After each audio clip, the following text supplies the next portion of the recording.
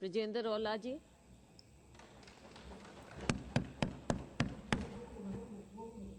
धन्यवाद सभापति जी, आपने मुझे बजट 25-26 पर बोलने का अवसर दिया। किसी भी सरकार का बजट होता है वो सिर्फ इस बात का द्योतक नहीं होना चाहिए कि रुपया कहाँ से आता है, कहाँ जाएगा। तब कोई बजट आने वाला होता है, देश के करोड़ों लोगों की आशाएं और आकांक्षाएं उससे होती हैं और वो उसमें परिलक्षित भी होनी चाहिए। और मुझे खेद के साथ कहना पड़ रहा है कि 25-26 के वित्त मंत्री जी के बजट में इन सब बातों का अभाव है। आपने सरकार ने इस बजट में कृषि को प्रगति का इंजन बताया और दूसरी तरफ कोई ऐसा कदम नहीं उठाया गया है जो कृषि को बढ़ावा दे, कृषि को लाभकारी बनाए, कृषि को किसानों की आय को बढ़ाए। जब ये लोग सत्ता में आए थे 2014 में तो कहा था स्वामीनाथन आयोग की रिपोर्ट को लागू करेंगे। रिपोर्ट को तो लागू नहीं किया, पर 3 ऐसे कानून लेके आए जो न किसानों ने मांगे थे न कि किसी ने मांग करी थी, और जो किसानों को तकलीफ देने वाले कानून थे वो लेके आए। किसानों ने संघर्ष किया और ये सरकार पहली बार अगर झुकी तो किसी के सामने झुकी, वो किसानों के साथ नहीं झुकी।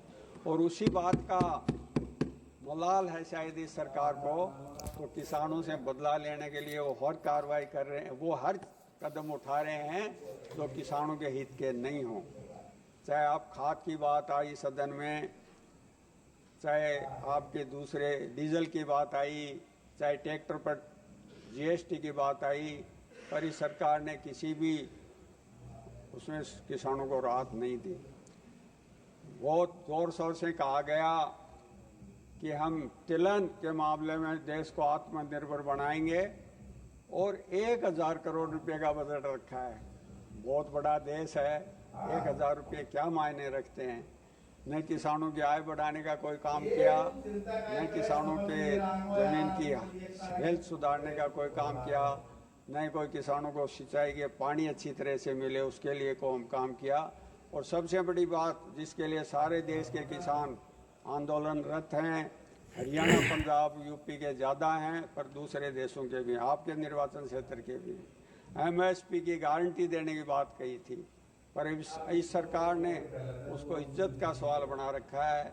और किसान जो दिल्ली आना चाहते हैं उनको दिल्ली तक नहीं आने देना चाह रहे। ये इनकी कृषि के बारे में सोच है। कृषि का बजट इन्होंने लगभग उतना ही रखा है, जो बढ़ाया है वो सारा इन्फ्लेशन को अगर अपन जोड़ें तो वो नेगेटिव बजट है इनका। आप इनके स्वास्थ्य के बारे में ले लीजिए, बहुत बढ़ चढ़ के बोल रहे हैं हम हर जिले में मेडिकल कॉलेज खोल रहे हैं। ये योजना भी यूपीए सरकार ने शुरू की थी जब मनमोहन सिंह जी देश के प्रधानमंत्री थे और गुलाम नबी आज़ाद देश के स्वास्थ्य मंत्री थे। उस समय ये योजना चालू की थी। मेरी स्टेट में भी 7 मेडिकल कॉलेज उसमें शुरू की थी।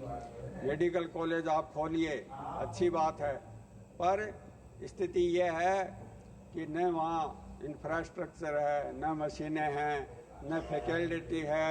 और जब चिकित्सा आयोग की जांच जाती है मान्यता देने के लिए तो बहुत 50 साल पहले से जो कॉलेज सरकारी क्षेत्र की कार्यरत हैं उनकी फैकल्टी को वहाँ बुलाते हैं।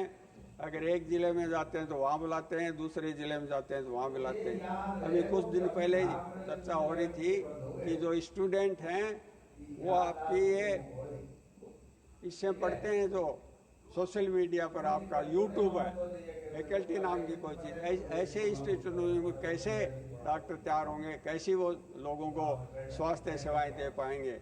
बहुत सारी आलोचना करते हैं ये हमारे नेताओं की, पंडित जवाहरलाल जी की करते हैं, पर इनको इंदिरा जी की करते हैं और राजीव जी की करते हैं, जो भी प्रधानमंत्री आए हैं मनमोहन सिंह जी की करते हैं। वह सारे यूपीए के प्रधानमंत्री हों, चाहे कांग्रेस के प्रधानमंत्री हों या कांग्रेस के समर्थन से जो सरकार चली उनके प्रधानमंत्री हों, ये एक भी 11 साल हो गए एक मेडिकल इंस्टीट्यूट ये एम्स के लेवल का नहीं बना पाए हैं जो दिल्ली का एम्स का है उसके लेवल का। और फिर भी ये कहते हैं हम बहुत शिक्षा, WHO का मानदंड है कि GDP का 5% हेल्थ के सेक्टर पर, हेल्थ सेवा पर, हेल्थ के इंफ्रास्ट्रक्चर पर खर्च करना चाहिए, पर ये उसके कहीं नज़दीक भी नहीं है। इनकी खुद की स्वास्थ्य नीति थी 2017 की, उसमें भी 2.5% खर्च करने का है, उसके भी ये कहीं नज़दीक नहीं पहुँचे। आज देश के चाहे आप उप स्वास्थ्य के अंदर देखें, चाहे आप प्राथमिक स्वास्थ्य के अंदर देखें, चाहे आप जिला अस्पताल देखें, चाहे आप जिलों की मेडिकल कॉलेज देखें, कहीं वो इंफ्रास्ट्रक्चर नहीं है जो विश्व स्तरीय अपन कह सकें। और फिर भी वाई लूट रहे हैं कि हम इस तरह का व्यवस्था कर रहे हैं। हम राजस्थान में 25 लाख रुपए देते थे एक व्यक्ति को इलाज के लिए बिना किसी शर्त के, और ये 5 लाख की आयुष्मान भारत योजना है उसको भी ठीक ढंग से नहीं चला पा रहे हैं। हेल्थ के सेक्टर में जो सरकारी चिकित्सा संस्थान हैं उनको कमज़ोर किया जा रहा है, और जो निजी क्षेत्र के चिकित्सा संस्थान हैं उनको बढ़ावा दिया जा रहा है। इस बजट में भी उसी ओर ध्यान दिया है। और आप शिक्षा को ले लीजिए, हजारों लाखों पद खाली पड़े हैं प्रारंभिक शिक्षा में, माध्यमिक शिक्षा में। हायर एजुकेशन की स्थिति ये है कि दुनिया के 200 जो इंस्टीट्यूट हैं जो टॉप के हैं उनमें एक भी हिंदुस्तान या भारत का इंस्टीट्यूट नहीं है सरकारी क्षेत्र का।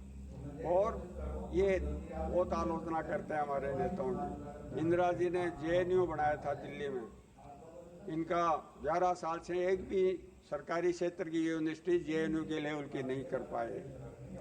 आप देख लीजिए, खाद्य क्षेत्र में देख लीजिए, इंदिरा जी ने देश को आत्मनिर्भर बनाया, उसकी बात नहीं करते हैं। और आज स्थिति कहते हैं 80 करोड़ लोगों को हम खाद्य सामग्री दे रहे हैं, वो उस किसान के बलबूते पर दे रहे हैं आप जो देश में अनाज पैदा करता है। इंदिरा जी की जो नीतियां थी उनके बलबूते पर आप दे रहे हैं। इस बजट में पशुपालन पर एक शब्द भी नहीं कहा गया है, जो कृषि का बहुत बड़ा कंपोनेंट है, किसान की आय का बहुत बड़ा साधन है। और आप इनके कल्याणकारी योजनाओं की बात कर लीजिए। कल्याणकारी राज्य की जो अवधारणा थी उसको ये नेस्तनाबूद कर रहे हैं। सोशल सिक्योरिटी में देख लीजिए, आज आंगनवाड़ी की बात करते हैं, उसमें देख लीजिए 80-90 हज़ार पद तो पूरे देश में आंगनवाड़ी कार्यकर्ताओं के खाली पड़े हैं। 70-75 हज़ार पद आशा सहयोगिनियों के खाली पड़े हैं, और बहुत सारे बिना भवन के आंगनवाड़ी के अंदर चल रहे हैं। और दूसरी बात, सोशल सिक्योरिटी में चाहे छात्रवृत्ति की बात लें, चाहे SC/ST की छात्रवृत्ति की लें, चाहे OBC की छात्रवृत्ति की लें, चाहे अल्पसंख्यक की छात्रवृत्ति की लें, या जो अल्पसंख्यक जो कल्याण की योजनाएं उनकी बात करें, हमारे SC के भाइयों की कल्याण की योजनाएं उनकी बात करें, ST के भाइयों की कल्याण की योजनाएं, OBC के कल्याण की योजनाएं, उन सब में ये बजट एलोकेशन घटाते जा रहे हैं। और स्थिति ये है कि राज्यों पर बहुत बड़ा भार ये डाल रहे हैं।